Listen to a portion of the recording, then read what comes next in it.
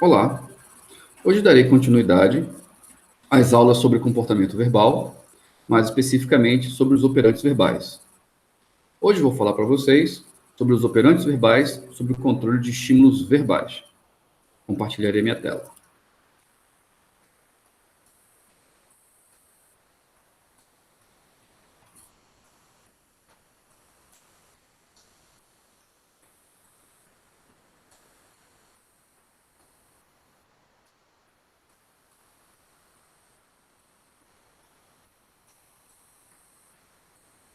Esses operantes verbais, ao contrário daqueles que nós vimos até agora, mando e tato, eles estão sob o controle de estímulos antecedentes verbais.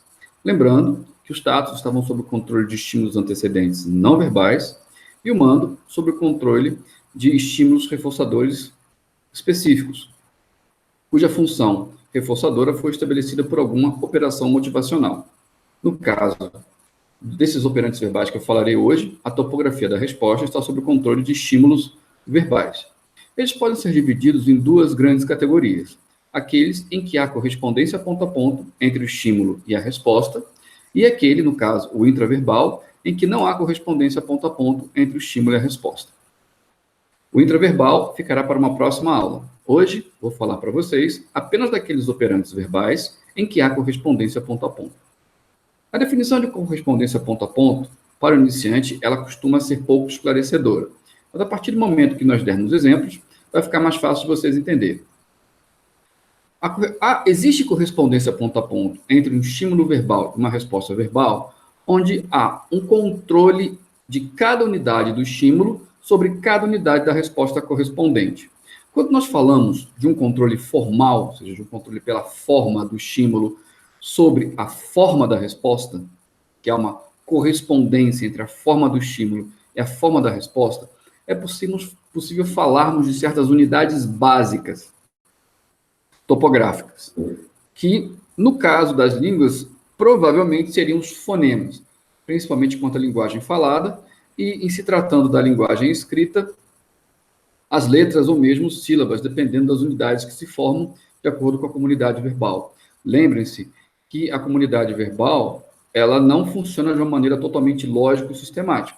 Isso vai depender de práticas de reforçamento que evoluem ao longo do tempo, com base nos comportamentos daquelas pessoas que pertencem a esses grupos culturais. Então, a correspondência ponto a ponto é quando cada unidade do estímulo controla uma unidade da resposta correspondente. No exemplo de um comportamento ecoico, por exemplo, quando uma pessoa fala para a outra bom dia e a outra responde bom dia, nós estamos diante de uma resposta ecoica da segunda pessoa que falou. E aí houve correspondência ponto a ponto, porque cada unidade do estímulo, desse bom, controlou uma unidade correspondente do bom, do dia, do estímulo, a parte dia do estímulo controlou a parte dia da resposta.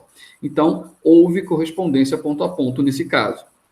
Por outro lado, se a primeira pessoa falasse bom dia e a outra como vai, não houve correspondência ponto a ponto, em que não há uma correspondência de cada unidade do estímulo com cada unidade da resposta correspondente. As respostas verbais sob o controle de estímulos verbais, em que há correspondência ponto a ponto, elas podem ser vocais ou escritas. As vocais, nós temos o ecoico e o textual, e as escritas, nós temos a cópia e o tomar ditado. Vamos ao textual, ao ecoico. Bem, o comportamento ecoico, ele é o mais simples, provavelmente é o que foi aprendido primeiro, em que tanto a resposta quanto o estímulo são vocais. Nesse caso, nós dizemos que, além de haver correspondência ponto a ponto, também há uma similaridade de forma, porque tanto o estímulo quanto a resposta são vocais.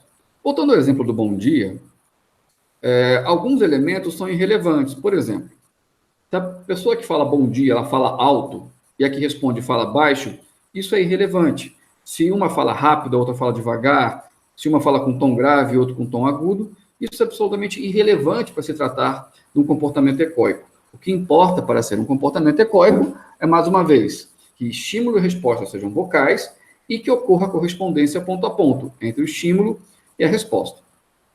O ecoico ele é muito importante na aquisição de outros operantes verbais, como nós veremos em alguns exemplos aqui. Nesse primeiro exemplo, clássico de uma aula de inglês, nesse quadro em que, na primeira coluna, nós temos o estímulo antecedente, no caso dos ecoicos, eles serão sempre verbais vocais, e no meio, da coluna do meio, nós teremos a resposta vocal, que no caso do ecoico, sempre será vocal. E o reforçador é generalizado. Lembrando que com o tato, no ecoico, e aliás, todos os operantes que eu vou falar daqui de agora, sob o controle de estímulos antecedentes verbais, o reforçador é generalizado. Apenas o mando é mantido por reforçadores específicos. Nesse sentido, há uma correlação entre a topografia da resposta no mando e o reforçador específico. No caso do tato e dos operantes verbais sob o controle dos estímulos verbais, o que assume controle sobre a topografia da resposta é o estímulo antecedente, porque o reforçador é generalizado.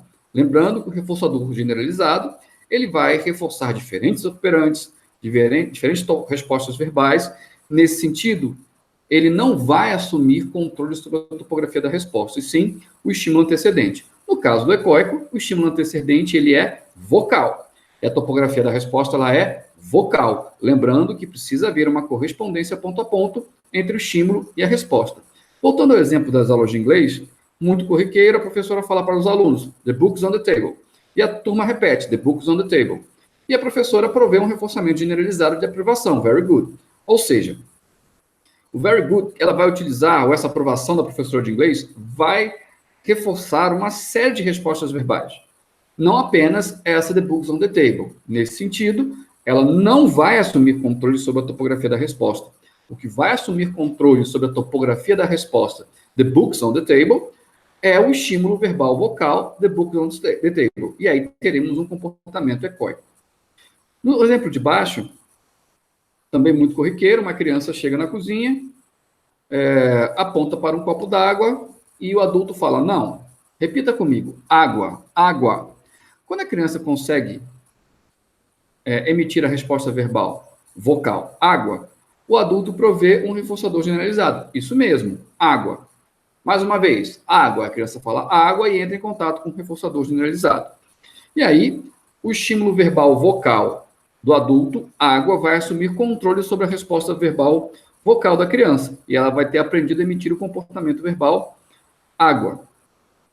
É importante esse exemplo porque ele também pode ser utilizado para ilustrar como o ecoico pode ser utilizado para ensinar outros operantes verbais. Então, digamos que essa criança chegue na cozinha, aponte para a água, e essa criança esteja privada de água, por exemplo. Nesse sentido, a obtenção da água terá uma função reforçadora.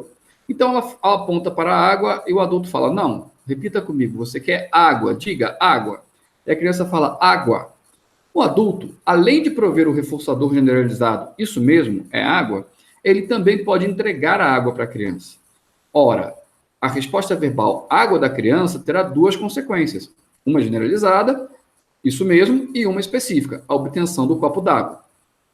A partir desse momento, o adulto ele pode exigir que a criança, quando privada de água, ou quando a água adquirir funções reforçadoras, seja porque ela brincou no sol, seja porque ela ingeriu um alimento salgado, ele pode requerer que ela diga água, tendo como consequência a obtenção do copo d'água. E, gradativamente, ele vai deixar de dar a pista ecoica para a criança repetir a palavra água, até um certo ponto que a criança não vai precisar mais que o adulto dê a pista ecoica, diga água, e simplesmente, diante de uma privação de água, ela pode emitir a resposta verbal água. Nesse caso, ela se tornou um mando.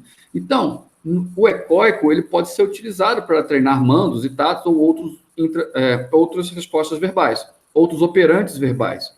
No primeiro momento, nós teremos um controle múltiplo do comportamento, ou seja, o dizer água, ele vai estar tanto sob o controle do estímulo antecedente não verbal, que é a pista ecoica, e ele também estará sob o controle do reforçador específico, que é a obtenção da água. Na medida em que o adulto vai requerendo a emissão de mandos, o reforçador generalizado e a pista ecoica vão perder o controle sobre o comportamento e a emissão dessa água, dessa resposta água, ficará sob o controle exclusivo do reforçador específico, se tornando um mando. Nesse sentido, poderemos afirmar que a criança aprendeu a mandar água, e para tal, foram utilizados o que a gente chama de pistas ecóicas. A mesma coisa poderia acontecer para o tato. O adulto poderia pedir para a criança nomear um copo d'água, apontando para um copo d'água, perguntando para a criança, o que é isso? A criança, caso ela não dissesse, o adulto, isso é água, diga água. Então, a criança diria água. Nesse primeiro momento, esse água da criança seria uma resposta ecóica, porque estaria não sob o controle do copo d'água, e sim sob o controle da pista ecóica apresentada pelo adulto. Água, novamente, seria consequenciada por um reforçador generalizado. Isso mesmo. E aí, o adulto continuaria. Vamos lá, diz para mim o que é isso. E gradativamente retiraria a pista ecóica, na medida em que a criança inicialmente diria água na presença da pista ecóica, que é o estímulo verbal vocal apresentado pelo adulto, e também pela presença do copo d'água, que é o estímulo discriminativo não verbal. E essa resposta produziria um reforçador generalizado. A partir do momento que o adulto fosse retirando a pista ecóica, a água, ou o objeto água, ele passaria a exercer um controle exclusivo sobre a resposta verbal água. Nesse sentido, a criança ela aprenderia a tatear água. Então, o ecóico ele foi utilizado para treinar tanto os mandos quanto tatos. O ecóico também é muito utilizado para decorar o número de telefone, o nome de uma pessoa, a definição de um conceito. Então, existe o que nós chamamos de autoecóico, em que a pessoa ela fica ecoando uma fala dela mesma, para tornar essa resposta verbal vocal mais provável em outras circunstâncias no futuro, como, por exemplo, lembrar de um telefone. Outro dado importante sobre o ecóico é que, para nós podermos dizer que houve correspondência ponto a ponto, a temporalidade ela é um aspecto importante. Então, só há correspondência ponto a ponto quando a resposta verbal vocal ela é contígua ao estímulo verbal vocal, se tratando do ecóico. Isso vai funcionar para os outros operantes, ou seja, só se pode falar em correspondência verbal ou correspondência ponto a ponto caso haja uma contiguidade entre a apresentação do estímulo verbal e a resposta verbal. O que isso significa? Porque, para você falar que cada unidade do estímulo controlou uma unidade correspondente da resposta, essas respostas, tanto o estímulo e a resposta, têm que ser contíguos. Então, no caso, se uma pessoa falou a gasolina vai subir numa quinta-feira para um ouvinte, e na sexta-feira esse ouvinte, agora falante, diz a gasolina vai subir, não estamos diante de um ecóico. Não poderemos falar de correspondência ponto a ponto, uma vez que houve um lapso temporal entre a apresentação do estímulo e a emissão da resposta. Se na quinta-feira alguém dissesse a gasolina vai subir, e na mesma hora esse ouvinte, agora falante, dissesse a gasolina vai subir, estaríamos diante de um ecóico, porque haveria correspondência ponto a ponto entre o estímulo e a resposta, uma vez que estímulo e respostas são contíguos temporalmente. Mas quando há um lapso temporal, nós não podemos falar de correspondência ponto a ponto. Comportamento ecóico também é um recurso útil em psicoterapia, como nós discutiremos em alguns momentos no futuro. Mas em algumas situações, é muito útil que o terapeuta ecoe algumas falas do seu cliente, do seu terapeutizando. E isso tem algumas vantagens. Primeira, quando nós temos um terapeutizando que está num discurso longo, em que o terapeuta tem poucas oportunidades de fazer intervenções, quando ele ecoa alguma palavra ou alguma frase desse cliente, ele pode dar um realce a essa frase, ele pode dar a oportunidade do cliente mudar o seu discurso para falar sobre essa frase ou sobre essa palavra especificamente, sem que necessariamente isso seja uma interrupção. Muitos dos nossos clientes falam palavras fortes, termos fortes, eles próprios não se escutam. Então, quando o terapeuta ecoa, ele dá a oportunidade de que o cliente ele escute aquilo que ele está falando, ele consiga perceber o efeito emocional que aquela sua fala pode produzir nas outras pessoas.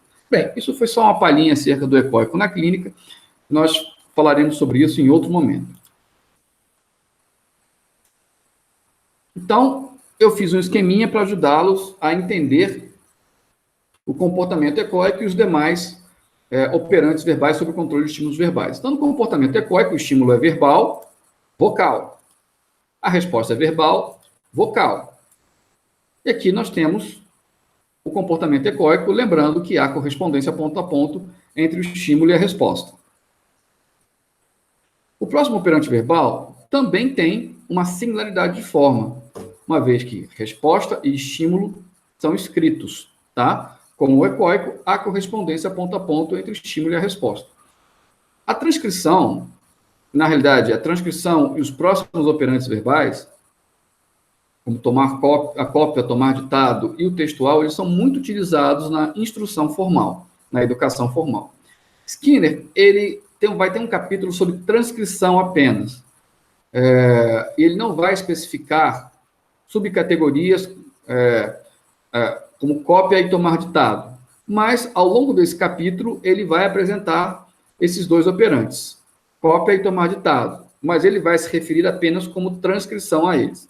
Por outro lado, outros autores, eu inclusive, consideramos útil falar em cópia e tomar ditado como operantes diferentes, uma vez que, a despeito da topografia de respostas de ambos ser escrita, um está sob o controle de um estímulo escrito, no caso da transcrição, cópia, e o outro estará sob o controle de um estímulo vocal, no caso, tomar ditado.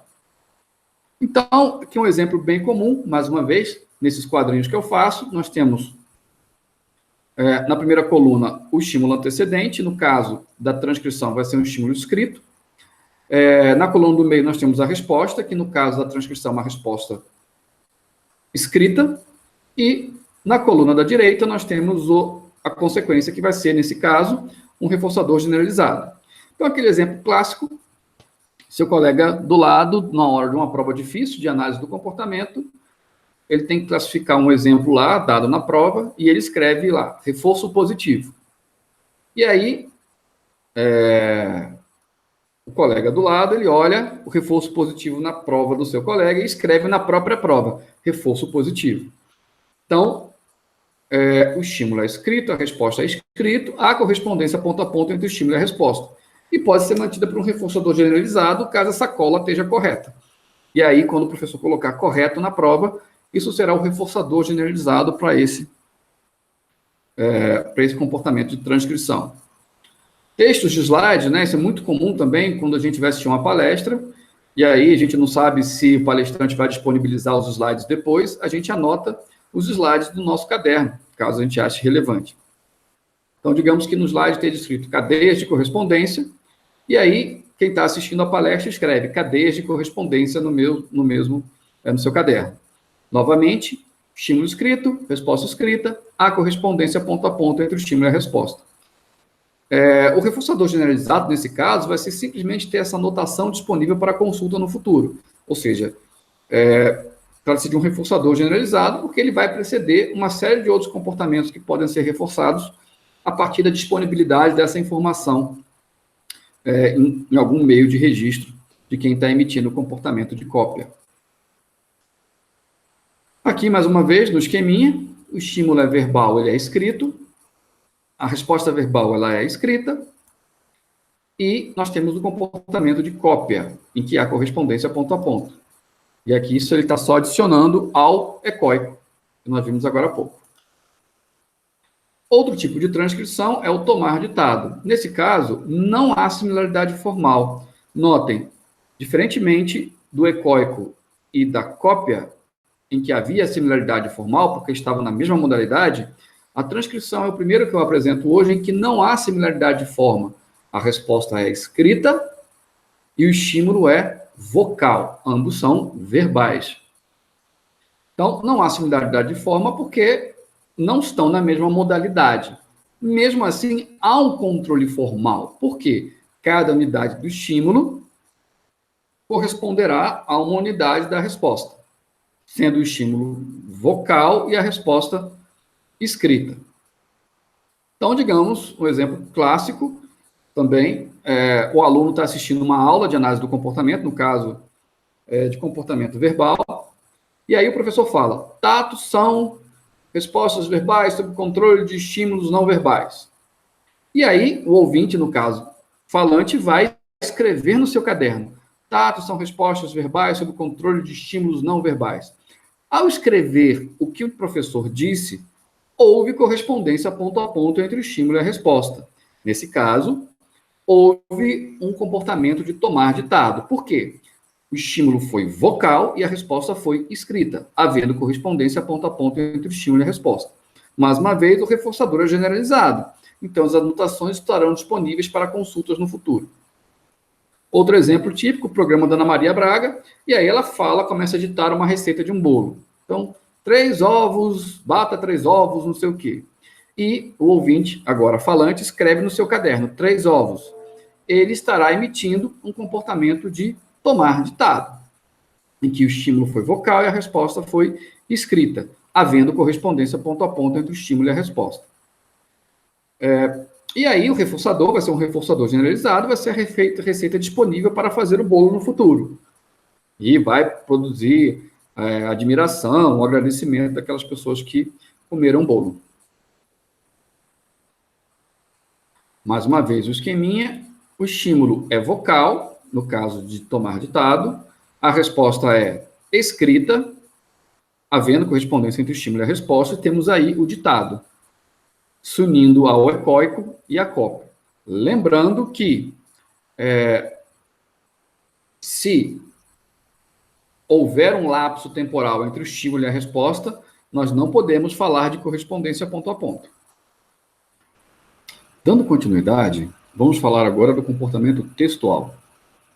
O comportamento textual, da mesma maneira que tomar ditado, não apresenta similaridade de forma, ou seja, o estímulo ele é escrito e a resposta vocal.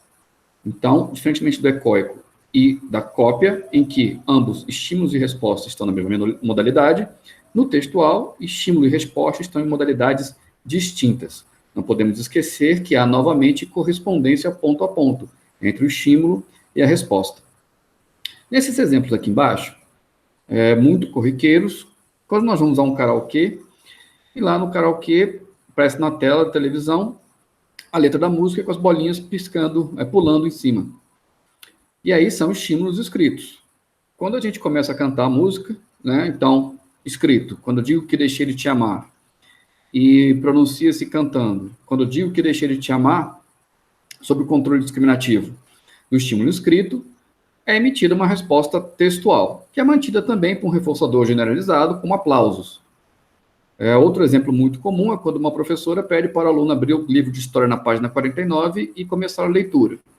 E aí, lá o aluno se depara com os seguintes estímulos verbais escritos. Pedro Álvares Cabral descobriu o Brasil em tá. Quando ele pronuncia exatamente isso, nós dizemos que é um comportamento textual. Novamente, mantido por um reforçador generalizado, como, por exemplo, boa leitura, né, uma aprovação. Há uma confusão muito comum entre o comportamento textual e o comportamento de ler ou leitura. Na realidade, leitura é um termo que não é da proposta skinneriana de comportamento verbal. Leitura é um termo da linguagem cotidiana que vai descrever um grande conjunto de respostas sob o controle de estímulos escritos. Um dos usos do termo leitura, ele é compatível com o uso do comportamento textual. Entretanto, não são a mesma coisa. Eu gosto muito de dar o exemplo do adolescente que chega em casa, lá com seus 16 anos, morrendo de fome depois do seu treino de handebol, e os pais dele estão viajando. E aí ele tenta se virar com aquilo que ele consegue fazer para comer, abre o armário e pega um pacote de miojo. E lá ele vira no verso e vê as instruções. Então pegue uma panela pequena, coloque 2,5 copos d'água, coloque para ferver, e ele segue exatamente essas instruções. Não há dúvidas que ele está emitindo um comportamento de ler, mas se ele não pronunciar as palavras em voz alta, ele não está emitindo o comportamento textual. Para finalizar, vamos completar o nosso esqueminha de correspondência ponto a ponto. O estímulo, no caso textual, é um estímulo verbal escrito, a resposta verbal é uma resposta vocal. Mais uma vez, a correspondência ponto a ponto entre o estímulo e a resposta, e temos aqui o comportamento textual. Completando o nosso esqueminha, nós temos aqui os 4 tipos de operantes verbais sobre o controle de estímulos verbais, onde há correspondência ponto a ponto entre o estímulo e a resposta. Bem, por enquanto é só, gente. Em breve, postarei a aula sobre comportamento intraverbal. Por favor, curta o vídeo e se inscreva no meu canal para você receber mais vídeos. Um grande abraço e até a próxima.